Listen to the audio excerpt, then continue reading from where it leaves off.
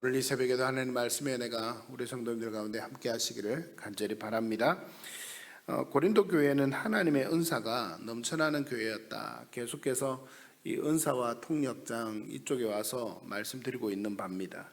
방언을 하는 사람, 예언을 하는 사람, 신령한 지식을 자랑하는 사람, 이런 사람들이 고린도 교회 안에는 넘쳐나고 있었습니다. 겉보기에는 참 뜨겁고 살아있는 교회처럼 보였는데 이 교회에는 문제가 있었던 것 또 계속해서 말씀드리고 있습니다. 그 뜨거움은요, 무질서로 이어졌다는 겁니다.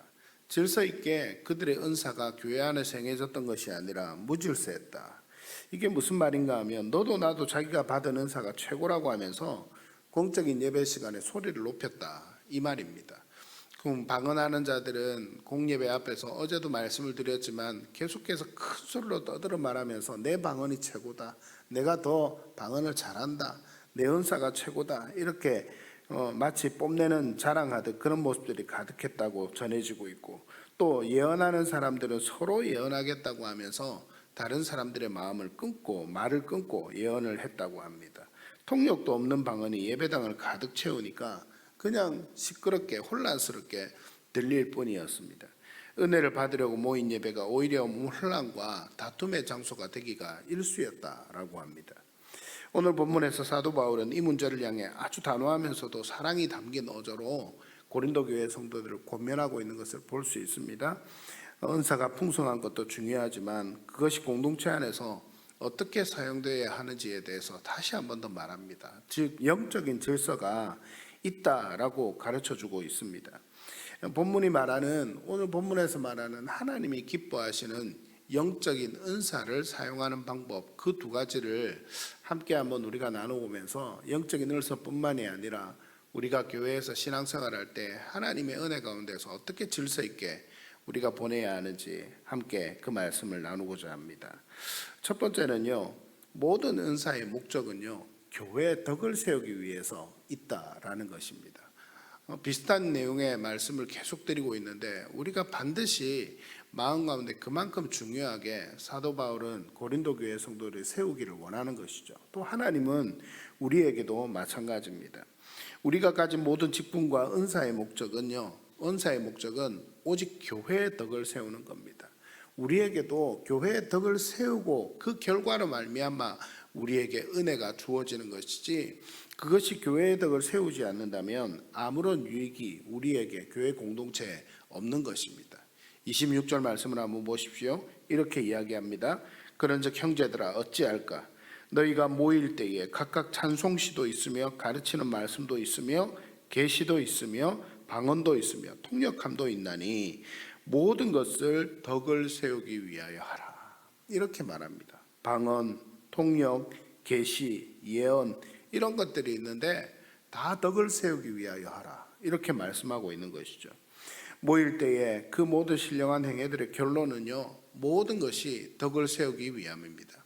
내가 가진 은사를 자랑한다거나 내가 하나님 앞에서 신앙생활하면서 내가 받은 것이 더 뛰어나다고 다른 사람들에게 내세우는 것이 아닙니다.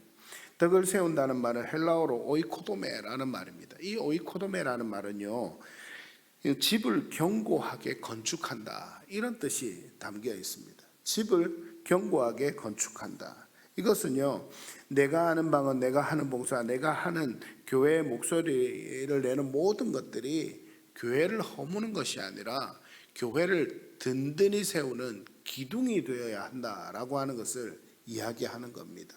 그게 바로 덕을 세우는 것입니다.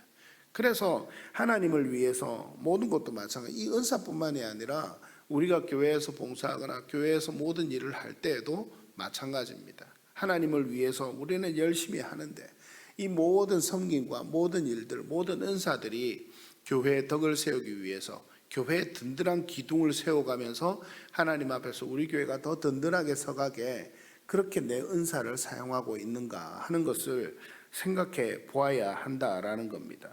다른 사람들과 비교해서 내가 너보다 더 잘한다, 내가 너보다 더 신령하다, 이런 태도를 가져서는, 마음을 가져서는 안 된다라는 이야기입니다. 아무리 방언을 하고 아무리 대단한 능력이 있어도 그것 때문에 교회가 갈라지고 어려움을 당한다면 정말 하나님이 원하시는 것이 아닐 것입니다. 진짜 신령한 사람은 자기 은사를 과시하는 사람이 아니라 공동체의 유익을 위해서 오히려 자기가 가진 은사를 절제할 줄 아는, 그러므로 인해서 오늘 말씀처럼 덕을 세울 줄 아는 그런 믿음을 가진 사람이 진짜 신령한 은사를 또 은혜를 누리는 사람이다. 그렇게 이야기할 수 있을 것입니다. 이 새벽에 모든 것을 덕을 세우기 위하여 하라 하신 이 말씀을 우리 성도님들 마음 가운데 다시 한 번 더 새기시기를 간절히 바랍니다. 그래서 내가 하는 모든 교회를 위한 은사를 통한 봉사, 섬김, 그리고 하나님의 은혜 가운데 나아가는 것, 나는 교회를 먼저 생각하고 이웃을 먼저 배려하는, 다른 성도님들을 먼저 배려하는 그런 성숙한 신앙의 모습을 가지고 늘 나아가는 우리 성도님들이 되시기를 간절히 바랍니다. 그리고 두 번째는 하나님은 화평과 질서의 하나님이다라는 겁니다. 하나님은요, 화평과 질서의 하나님입니다. 우리가 믿는 하나님은 무질서의 하나님이 아닙니다. 질서의 하나님이십니다. 화평을 위해서 우리를 위해 십자가에 못 박혀 죽으신 예수님이심을 기억하시기를 바랍니다. 33절 말씀을 한번 보십시오. 하나님은 무질서의 하나님이 아니시요 오직 어떤 하나님이시라고요? 화평의 하나님이시라. 그리고 40절 말씀도 한번 보십시오. 40절 말씀 맨 마지막에 보면 모든 것을 품위 있게 하고 질서 있게 하라, 이렇게 말씀합니다. 바울은 구체적인 은사를 사용할 때 지침들을 그 전에 말하고 있는 것을 보게 됩니다. 방언을 할 때도 차례를 지켜 두세 사람만 하고 통역을 세우라, 이렇게 이야기합니다. 또 예언을 할 때도 다른 사람들이 말하기 시작하면 자신이 하던 예언은 멈춰라, 이렇게 이야기합니다.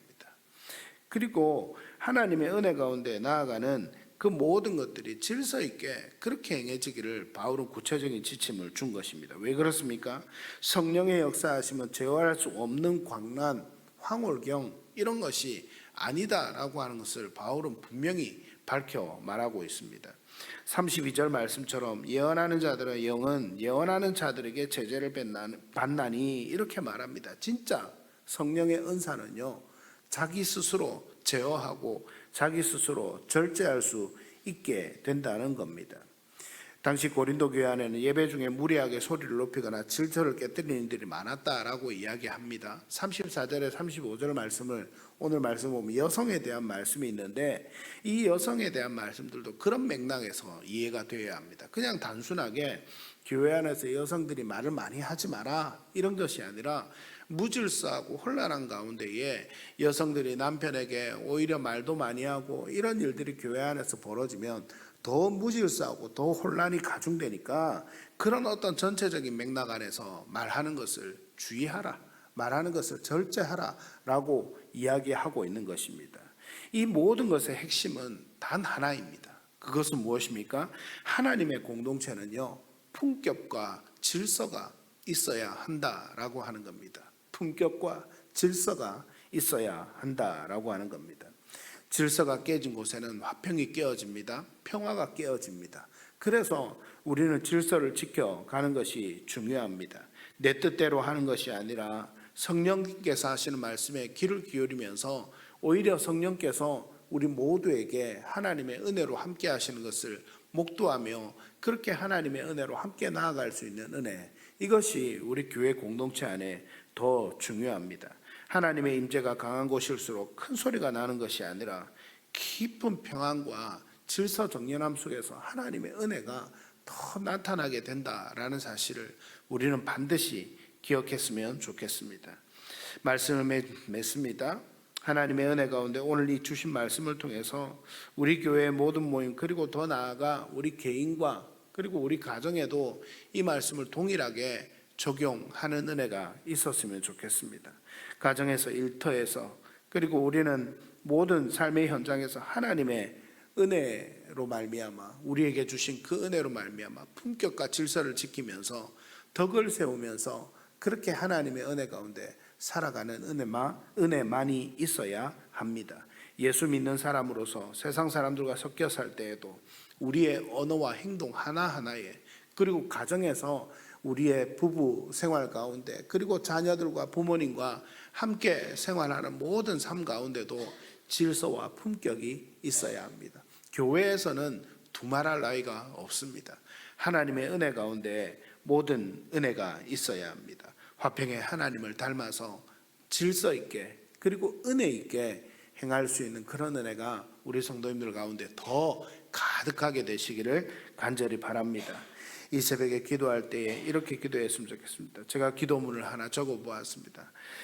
하나님, 저에게 주신 은혜와 직분이 내 자랑이 되지 않게 하시고 오직 교회의 덕을 세우는 도구가 되게 하옵소서. 내 감정과 고집을 성령 안에서 절제하게 하시고 내가 머무는 모든 자리에 무질서가 떠나가고 하나님의 화평과 품격이 나타나게 하옵소서. 이렇게 우리 이 새벽에 하나님 앞에 간절히 기도하면서 내가 어디를 가든지 화평과 품격의 도구가 될 수 있는, 그리고 덕을 세우는 그런 은혜가 넘쳐날 수 있는 나 자신이 될 수 있도록 하나님 도와주십시오. 그렇게 기도하며 나아가는 이 새벽 시간이 되시기를 간절히 바랍니다. 간절히 바랍니다.